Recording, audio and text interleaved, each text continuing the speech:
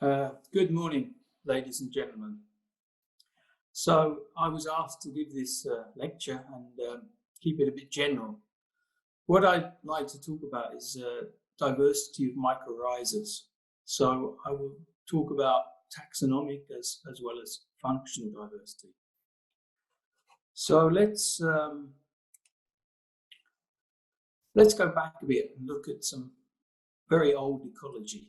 Before we start, let's just discuss a few terms, one of them being biodiversity indices. All biodiversity indices are made up of two factors normally. There are many indices, species richness and species abundance. And I'd just like to remind you about the biodiversity indices we have. We have, first of all, an alpha diversity. And this alpha diversity describes diversity at pretty much a local scale. But we can also have another measure, which is then the gamma diversity, which describes diversity at a landscape scale, so away from the plot scale to a much, much larger scale.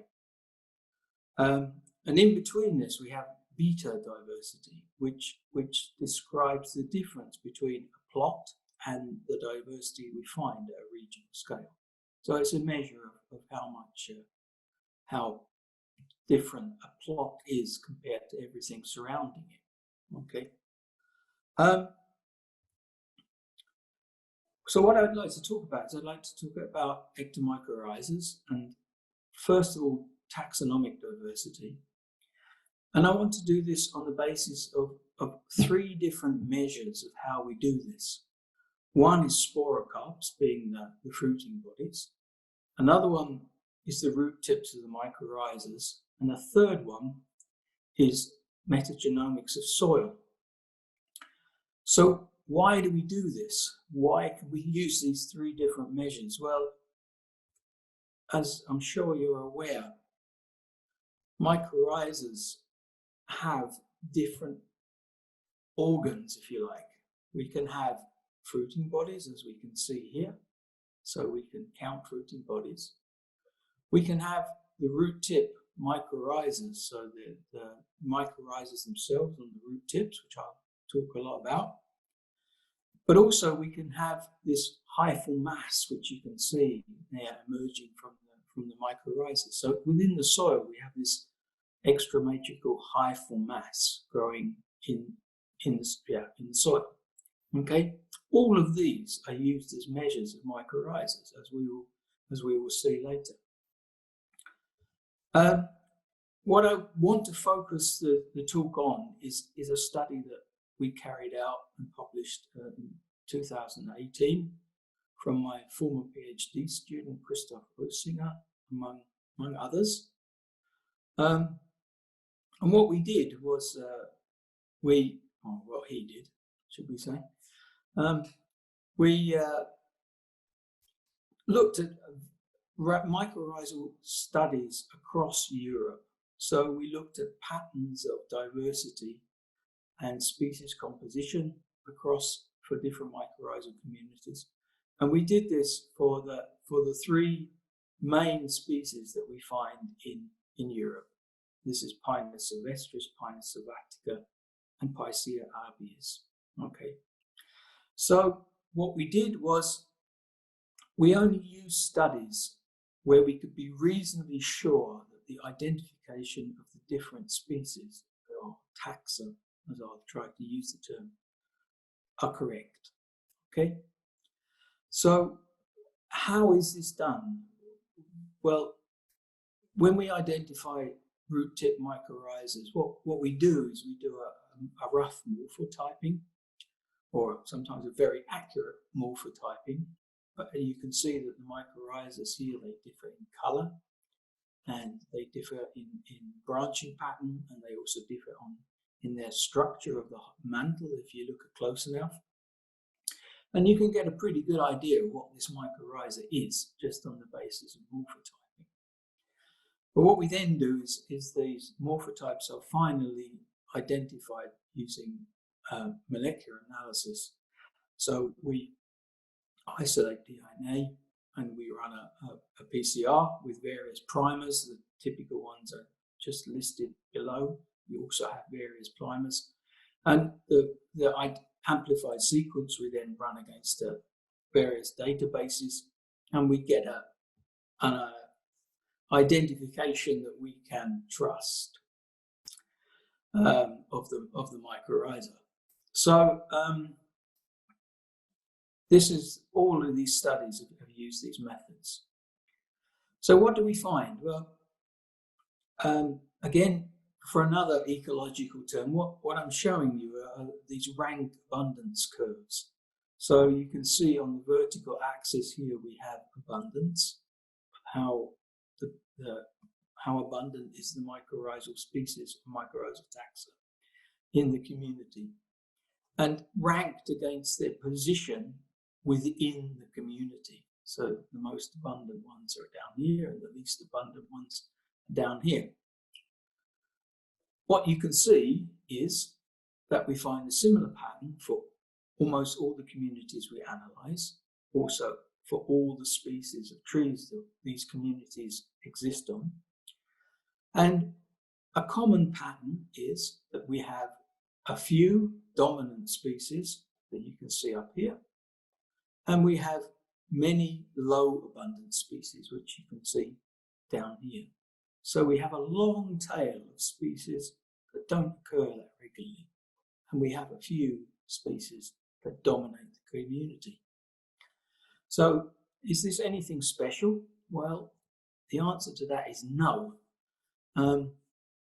Just to show you why this is not special, this is a basal area distribution. So this is a measure almost of abundance. This is the rank for tree species in an Ethiopian Afro-montane forest, where I also work. What you can see is we have exactly the same pattern. This pattern is very, very common in highly diverse populations, that we have a few dominant species and a long, long tail of less dominant species. Okay, let's look at these rank curves, rank abundance curves in a bit more detail. So this is the curves we find for Fagus, and this time they're separated by age. So you can see that for all age classes we have this pattern. There's no real pattern with age. In fact, as we will see, it's not how old they are that matters. It's actually somewhere in between their maximum diversity. But again, the pattern is not age dependent.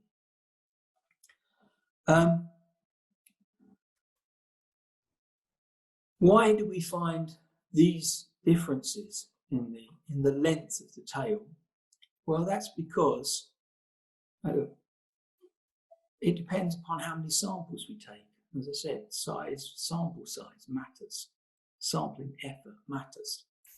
And again, this is an expected species accumulation curve. So we have the estimated number of taxa here, the number of root tips sampled, and what you can see is with increasing numbers of root tip samples, every now and then we find a new taxa, a new rare taxa in our sample.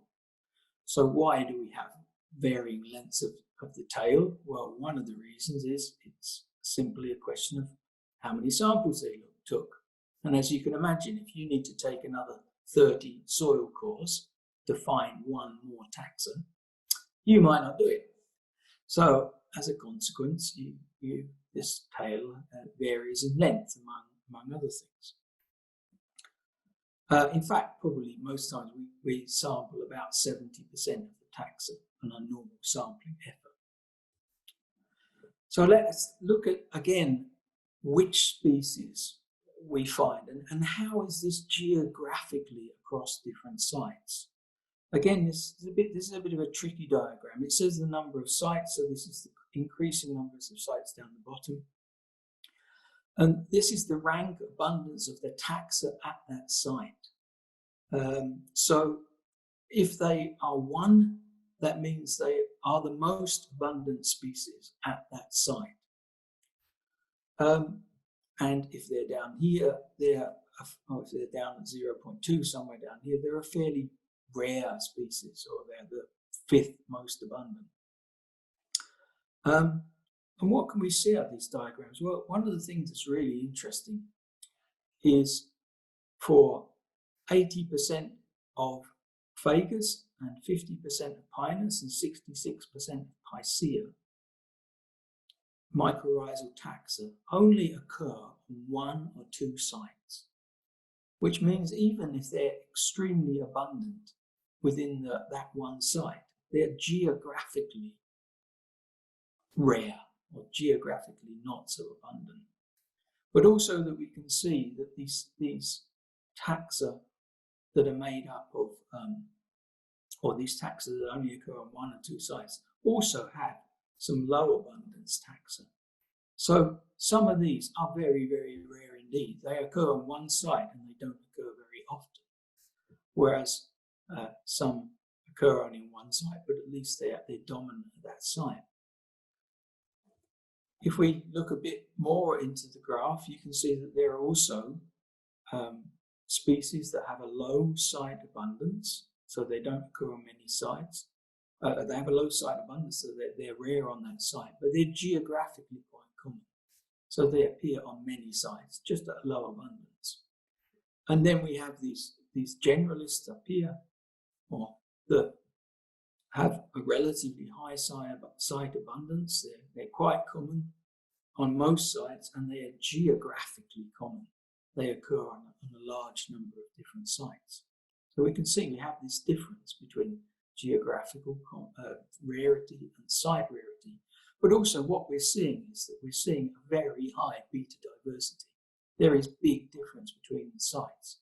And also, as we'll see a bit later, the further away you get from one site, the greater the beta diversity. So what drives these different communities that we find? Well, again, I'm showing something that's probably quite common. We did a CCA of this, and what you can see is that there are separation of the different trees. So number one factor that drives this community composition is the host species. The host species determines for a lot of these mycorrhizas which ones are going to appear. Also, there are some other factors, among others, which I'll show you in just a little while. So, are we the first people to do this? Unfortunately not. As we were doing this study, a parallel study came out in a much better journal than ours from Linda et al. And they looked at almost the same thing across a different data set using the ICP forest data set. But what comes out is one of the most prominent driving factors is host species. Should be said they did it for other tree species as well. The host tree species, they could show that soil and deposition, in particular nitrogen deposition, was very important in shaping the community, and also some climatic factors. But again, this factor of distance, the further the communities are apart, the greater the variance. So if we go back to Christoph Relsinger's study, again, this, just to show you a few things, this is a measure of diversity. This is a Simpson D index. And you can quite clearly see that stand age has an optimum of around 120 years. Okay. Other factors also, like soil pH, but soil pH means a lot of things, a lot of changes. But other factors are also significant. For example, the wetter it is, the higher the diversity. Very, very similar to this finding of Linda et al. In, as I said, using a different data set. What we've looked at so far has always been taxonomic diversity. So let's take a look at functional diversity. So how can we do functional diversity in ectomycorrhizas? Well, the way we can do this is exploration type. So all of the mycorrhizas form what is called an exploration type. so that the amount of mycelium they produce varies, and we can try and classify this. We have, so here, contact types that have almost no mycelium, and we have long distance types which have a large amount of mycelium, or medium distance types which also have a large amount of mycelium. So we can use this to classify them a bit, and it is a functional trait, because we know, for example, there's a difference in the amount of the type of nitrogen that's preferentially absorbed through these different exploration types. So it has a functional relationship. How much difference that can make, I'd just like to show you on a slide, or how much difference an exploration type can make. This is not our data, it's taken from the literature, but it's a beautiful example. And you can see we have short distance types to long distance types, and what they've measured is how much soil these can explore. So obviously, if you're you can see as a long distance type, you can explore vast amounts of soil, which is exactly what they do. So if we go back and look at our communities, well, what do we find in terms of functional diversity? Well, this is again the abundance of the exploration types, and for the different tree species. And what you can see is that most dominant within the community tend to be the contact types, the types that form no hyphal biomass, or little hyphal biomass. And in fact, the ones that form the large amounts of biomass, the medium and the long distance types, tend to be a bit rarer in the community, or the least abundant. If we then look at the B panel here, you can see the number of taxa which build up these different exploration types. And what you can also see is that these contact types are actually made up of very few species. The same with the long distance type. They're made up of very few taxa, I should say. Whereas the medium distance types has the highest number of taxa that we find. But all communities have different types. All communities are put together from these different functional types of mycorrhizas. Were we to do this with sporocarps, so this is my only sporocarp slide, just to mention this, we would find a different pattern. Why? Well, let's look at the pattern first. What you can see is there are lots and lots more sporocarps from mycorrhizas that form medium and distance types and long distance exploration types. Why is that? Well, it's because through this large amount of mycelium, or probably various genetic aspects, they form a lot of fruiting bodies. So compared to many of the others, they're very common in the community. They're not very common as mycorrhizas on the roots, but they're very, very common as sporocarps. So let's move on a bit, and towards the end, start to look at away from root tip mycorrhizas first of all. We'll come back to them, and let's start to look at this soil metagenomics. So the examples I have is from a study we've been carrying out in the calcareous Alps, in a Fagus sylvatica forest, in a project called Sea Alp. And just to give you an impression of what it is, you don't really need to know the details, but we have a series of blocks of replicates stretched out across probably somewhere approaching half a kilometre across the hill. Half a kilometre, probably more like a kilometre, I think. So what do we do with this now? Well, as I'm sure you know, soil metagenomics, what do? We extract DNA from the whole soil. This whole soil DNA, then we do the same things. We produce an amplicon, which is then sequenced, and we get an identification. Many The only trouble is we don't really know where the DNA comes from. So probably it comes from the hyphal mycelium. It could come from spores. It could come from dead material. It probably doesn't come from the root tips, because in most cases, as in our cases, people remove the roots first. Okay, some people leave the roots in, but all the same, the actual source of the DNA is not quite as clear as when you're doing root tips. And we do the same thing. We have these rarefaction curves, which are the same as I showed you before, that you have to take a large number of samples and you can be sure that you've got this time all of the OTUs. So this is the sort of data you're getting, where you can see then that we have this time